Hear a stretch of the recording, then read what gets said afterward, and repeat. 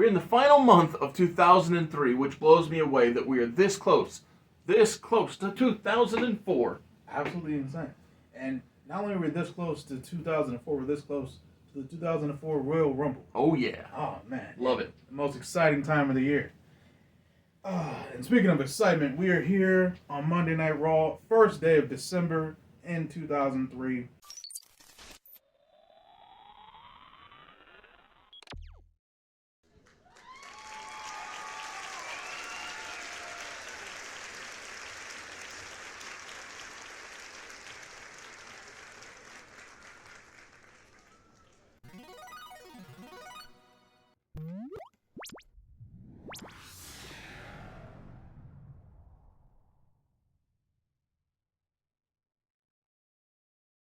And we open the show with William Regal coming out with his collective gentlemen for the 10-man tag. We're opening with that. Yeah, opening wow, with the 10-man tag. That's big time stuff. Yeah, it's fun. It's good fun on Monday Night Raw. Obviously, on this team for the 10-man tag is Tajiri and Carlito. And then the tag team champions, Rhino and John Anthony Felix Cena. Because I like that he has 5 names. That's actually hilarious. And obviously, Regal comes out with Linda Miles as well. Yeah, and he's the brains of the operation. Indeed. The elder statesman. The principal advisor, if you will. And in this case, an in-ring competitor. Indeed. The ring general of this team, obviously. Cena and Rhino, of course, a little bit more standoffish. They're not exactly best friends with Regal, but they got no beef with him and his people. And they are going 5-on-5 with Team Angle. But who will their partners be? We are about to find out now. Their first partner, Scotty 2 Hotty. Okay. About to say a lot of beef with the Regal's collective, specifically with Carlito, who actually debuted against Scotty. Yep, his debut, yep. And then the second is Billy Gunn. Okay. But yeah, Billy Gunn, rounding out the team. So a lot of beef, literally a lot of beef. Actually, there's a couple decent sized guys in this one, specifically the Fridge Rhino. Yes. Who is starting off the match against Billy Gunn because, Yeah, big body guys. Big body guys. Also, Rhino and Cena are the ones who took the tag titles off him and Goldust. Mm-hmm. And they've been reigning, standing tall ever since, if you will. And I'll be honest, it's a 10-man tag, so, heels get the heat, beat up the good guys for a while. Scotty, smallest guy in the match, obviously gets his ass kicked the longest, but it makes the hot tag to Kurt Angle, who starts throwing people around.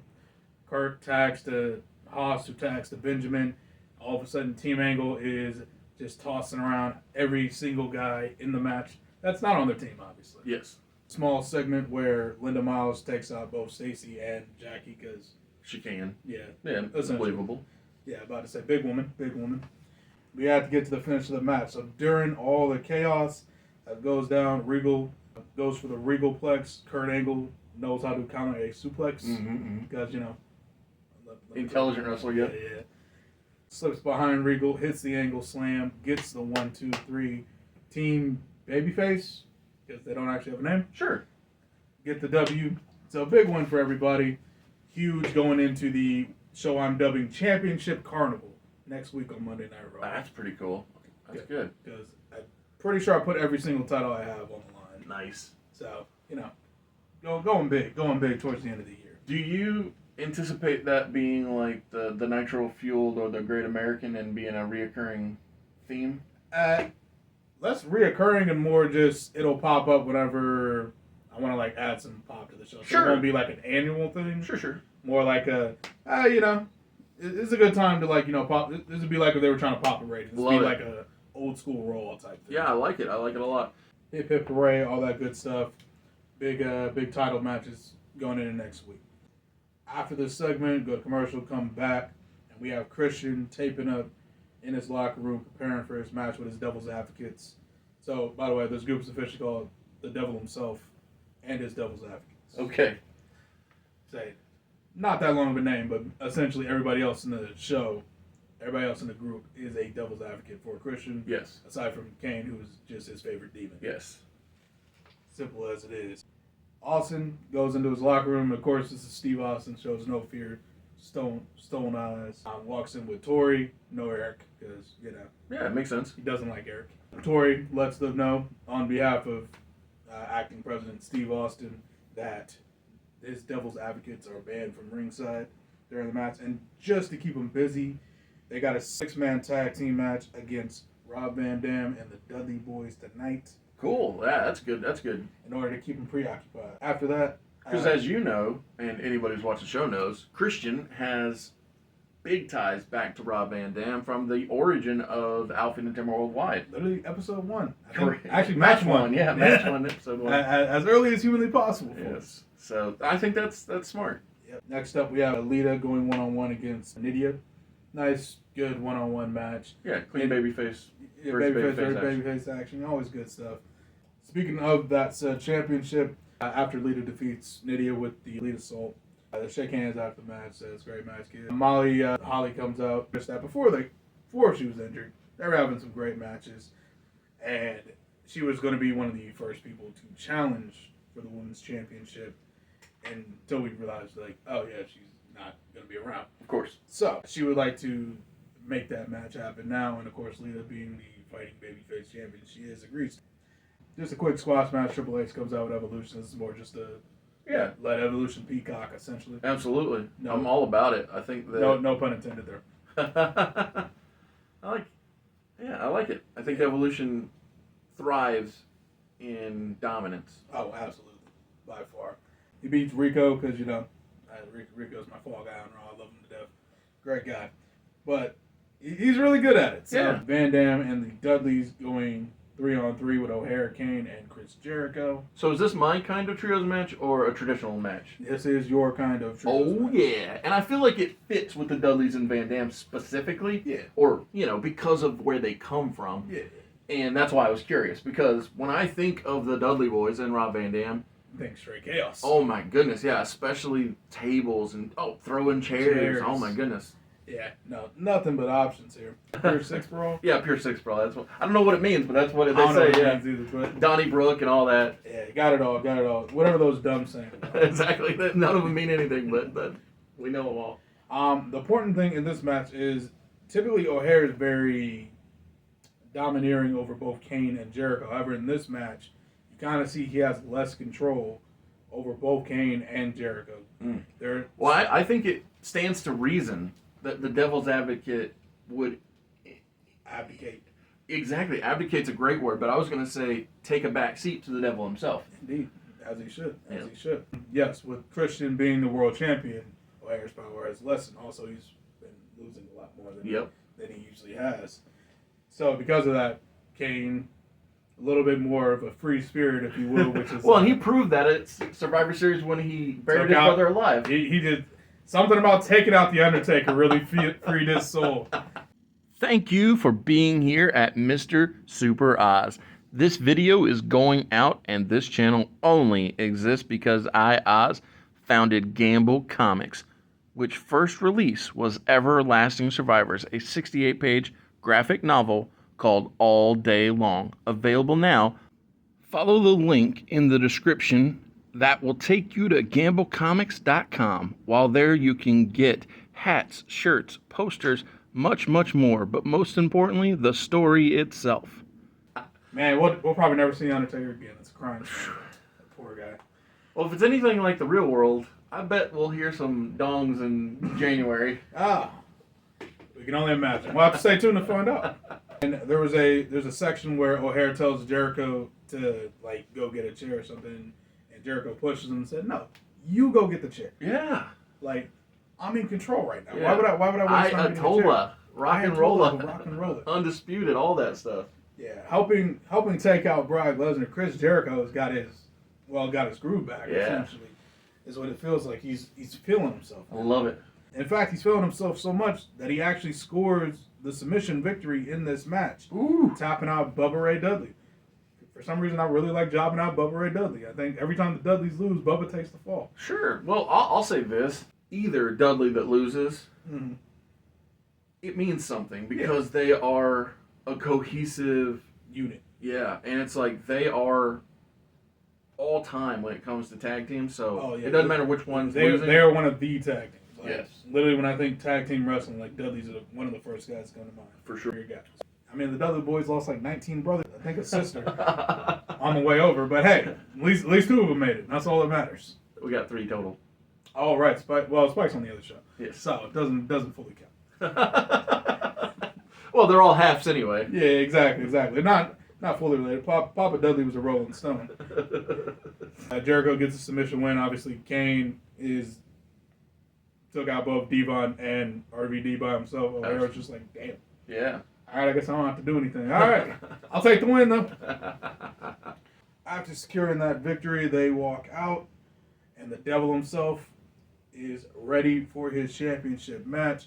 Christian Cage, because champion's choice, he chooses to come out first so that he is standing in the ring with the world championship when Brock Lesnar comes out. Big deal. Now, Christian has no friends out there, but Brock Lesnar does come out with Paul Heyman. But, yes, so Christian versus Brock Lesnar. This is the first time Christian is champion, Brock as challenger. In fact, this is the first time Brock's been a challenger since WrestleMania. Mania, exactly. Yep. And we're in December. That says something. Yeah, that's a good run yet. I'll say this. In the first year, we parsed down the number of champions from 8, which is the way WWE did it, to 4. And in our second year, we've only had 3 top guys. Triple H, Brock Lesnar, Christian Cage. So again, Not bad. We're being very protective, protective, however you want to look at it. Yeah, good wording. With the top title. Yeah. And by being protective and selective, what it does is it shows the viewer That's you. You're the viewer. that the man that holds the title is special, is important, and is definitely Loved. well the one that, if you will, they're the main character. I think Christian kind of has been a focal point of your show. My show, yeah, specifically. Much like how I think I've had 2 central characters, starting with Mark Henry, that I quietly was pretending wasn't my main character. Yeah. Until I had to change focus onto somebody else, Jamie Noble. Yeah. When Mark went and let me down. Well, listen, it's not his fault that he wasn't used, so he was lifting heavy at the gym. It's true, yeah. Yeah, Christian. You'll have him for years after that. Exactly. And Christian's nice and healthy and gets to be your main character. So. Yeah, that's part of the reason why. Because, so when we first did this show and you told me, okay, cool, you can't unbook injuries, I'm like, all right, cool. Didn't think it was a problem at the time, so I looked and saw how often people get injured in wrestling, which, again, I knew. Of course. But it's just, when you actually look at the numbers and go, oh, okay, so I have to figure out how to book 5 months of show without this person that was going to be a central figure. I bet that person's name was Kurt Angle. Yeah, it was, yeah. And then secondarily, I bet you could have the same problem with Rob Van Dam a little while later. Yep. So yeah, no, I get it. I just feel like it's dirty to unbook an injury because Valid, yeah.